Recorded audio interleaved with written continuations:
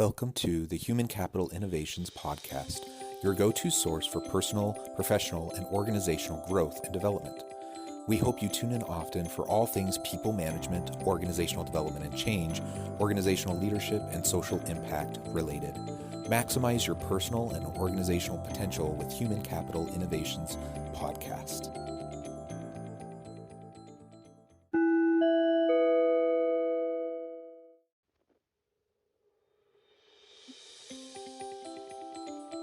Welcome to the Human Capital Innovations Podcast. In this Forbes feature HCI podcast episode, I explore the recent Forbes video, 3 ways to balance your work and personal life without going crazy.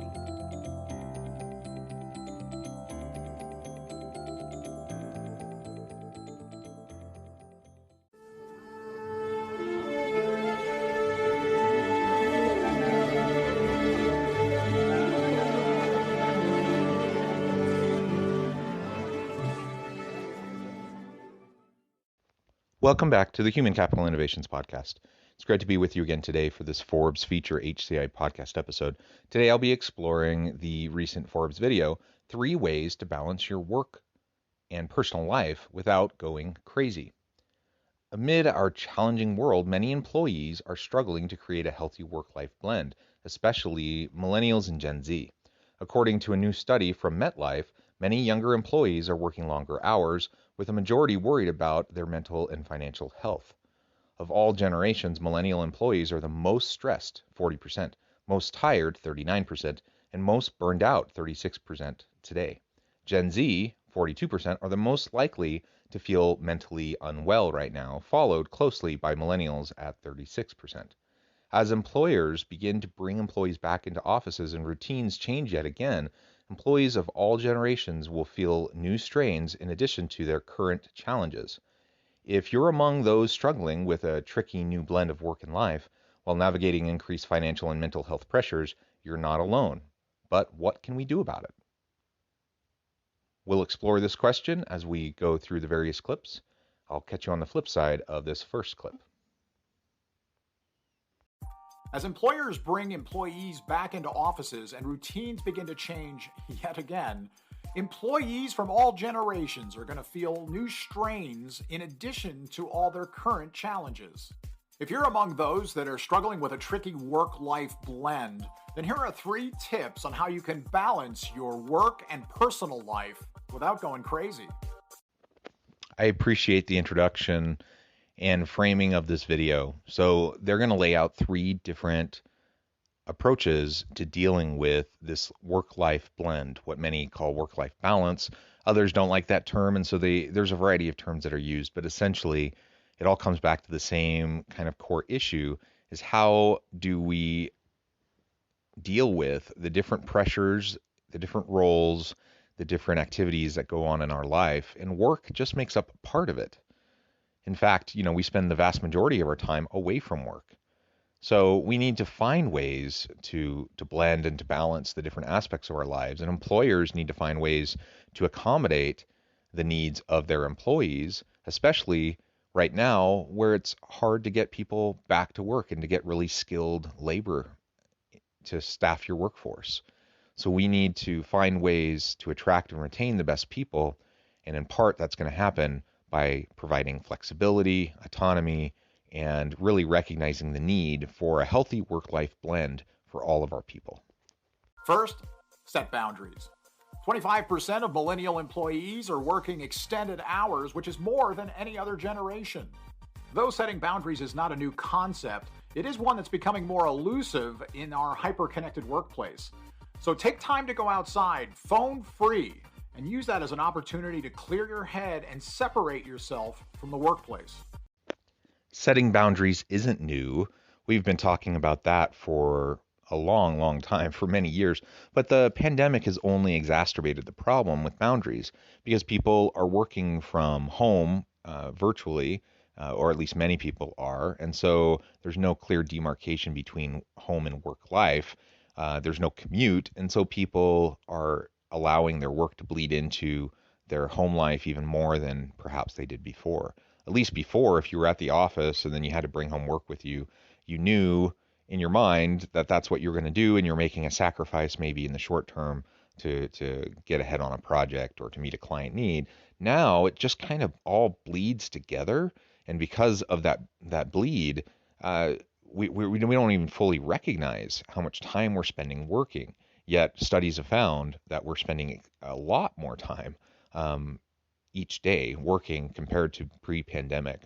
So we need to find ways to shift back to a more healthy work-life blend, and to set those clear boundaries for ourselves, within our families, our homes, setting aside times of the day to focus on family and friends and to focus on our own well-being and mental, spiritual, social health and such.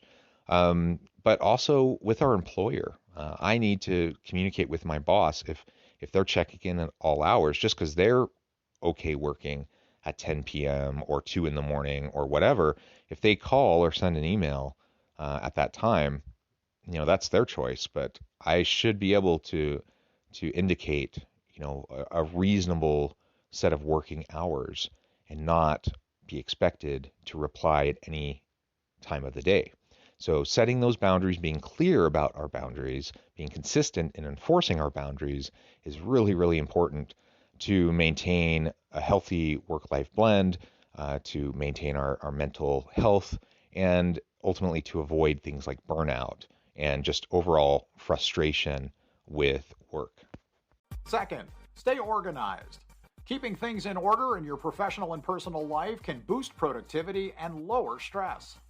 A thoughtful daily checklist can help you accomplish the essentials, but it's also critical to carve out time throughout the day for activities that promote a calm and healthy mindset. Staying organized is really key to being able to have balance in life.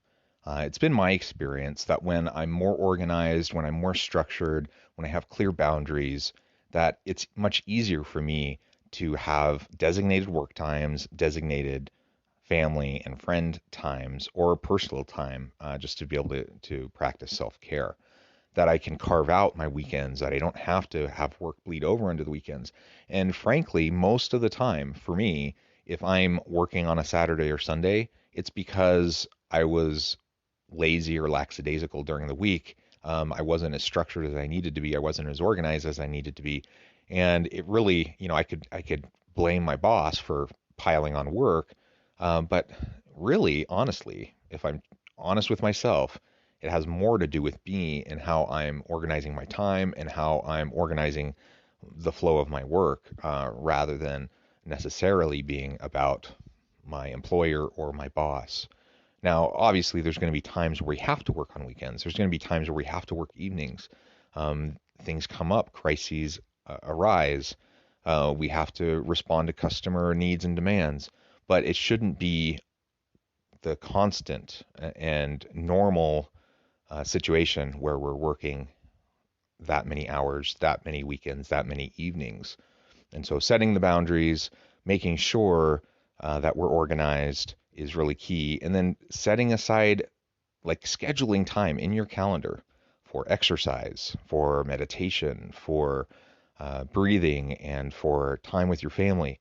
Like these things are important. And if you schedule them, they tend to happen.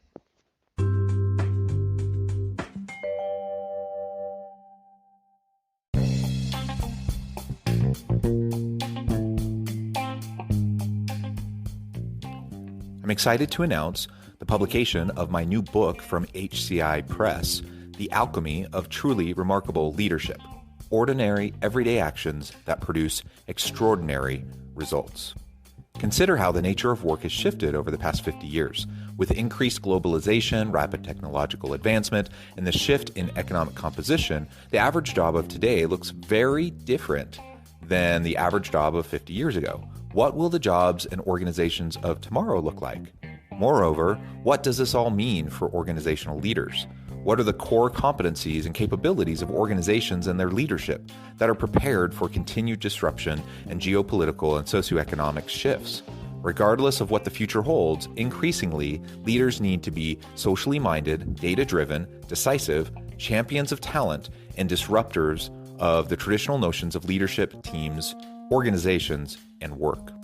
The Alchemy of Truly Remarkable Leadership will help you to explore your own leadership competencies and capabilities and consider ways to apply and implement them into your workplace and personal life.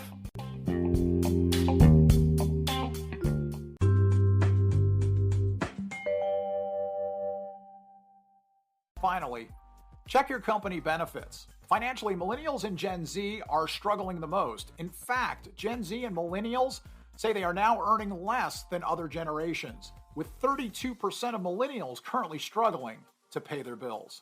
Many employers offer financial wellness programs with opportunities both digitally or one-on-one to meet with a financial professional. Often, these benefits can save you money or help with mental health or financial stress. If you are experiencing burnout, if you are experiencing anxiety or stress, whether it's related to your finances or your home life, your current family situation, your current employment situation, check the employee benefits that are available to you, because most organizations have some form of wellness plan. Most organizations have some form of health benefits that allow for counseling or therapy or various mental health wellness activities, and they largely go unutilized, perhaps because of the stigma attached to people admitting that they need help. In the US, we're just so hyper individualistic, and people don't like to ask for help, and people don't like to admit that they need help, and they feel like it's a sign of weakness. And in fact, it's not a sign of weakness. It's a sign of maturity that we can acknowledge the challenges that we're facing and that we can reach out for help from appropriate professionals. So because they often go unutilized, there are usually benefits there for the taking if you will just look into them and then try them out. Maybe it's not for you. Maybe you decide that you don't need therapy. Maybe you don't need a financial planner or someone to help you, with your finances.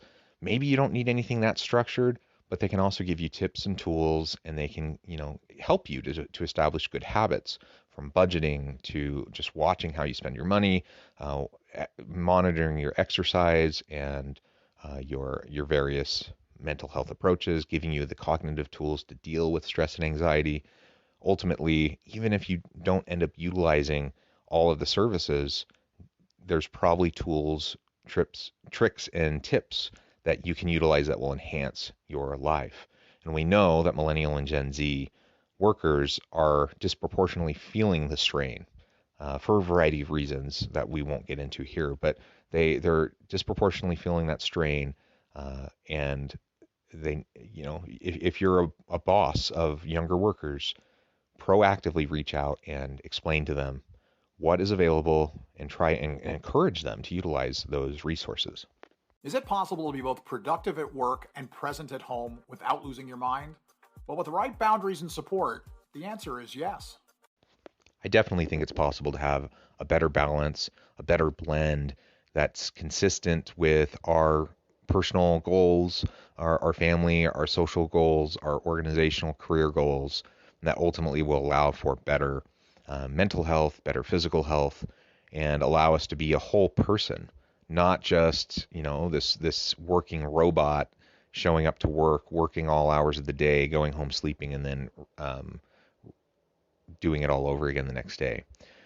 We can do better than that. Employers need to encourage their people to do better than that, because frankly, it's not a long-term sustainable approach. If my people are working themselves into the ground like that, they are going to burn out. Their stress and their anxiety is going to get the better of them. It's just a matter of time. And clearly that's not good for the bottom line of the business, but it's clearly not good for the human element of the business. Like, we need to care for our people. We need to treat them with dignity and respect. We need to always show them that we care about them genuinely and invest in them. Many employers do have great resources, benefits that can help employees to deal with the various stressors and anxieties that they face in either their work or their personal lives. But we need to encourage people to utilize them. We need to make them aware of what those are. So often those are not communicated or undercommunicated within organizations. And we as employers, as leaders within our organizations, we need to model healthy boundary making and maintenance for our people. If we're the leader and we're sending emails or making calls at 10 at night or 3 in the morning, even if we tell our people, don't worry about it, just get to it when you can, I don't expect you to respond at 3 in the morning, your actions speak louder than words. And if you're constantly communicating with them that way, they're going to feel pressure to be responsive. Even if they're not responding at 3 in the morning, they may respond at like 6 in the morning, and it can wait. Like, you don't need, most of the time, unless there's a crisis, you don't need people, you don't need to reach out to people at those times of day, and you don't need people to respond to you at those times of day. So be respectful of others, make sure that you can help set and maintain good boundaries for them and encourage them to set healthy boundaries for themselves. Help everyone to utilize the benefits that are available and help people to be organized and structured in their day, even if they're working virtually from home. And if they're returning to the physical workspace or to a hybrid work environment, then it's even more important to help them navigate that shift to that new working circumstance. Thanks for joining me for this episode of the Human Capital Innovations Podcast. As always, I hope you stay healthy and safe, that you can find meaning and purpose at work each and every day, and I hope you have a great week.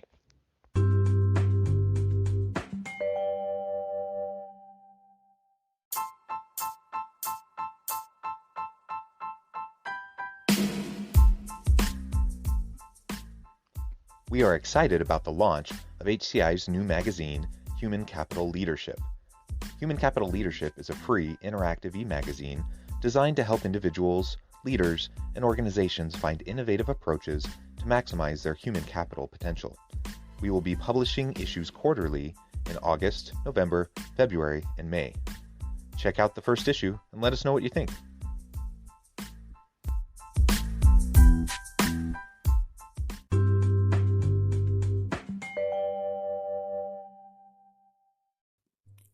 Thanks again for joining us for this episode of the Human Capital Innovations Podcast.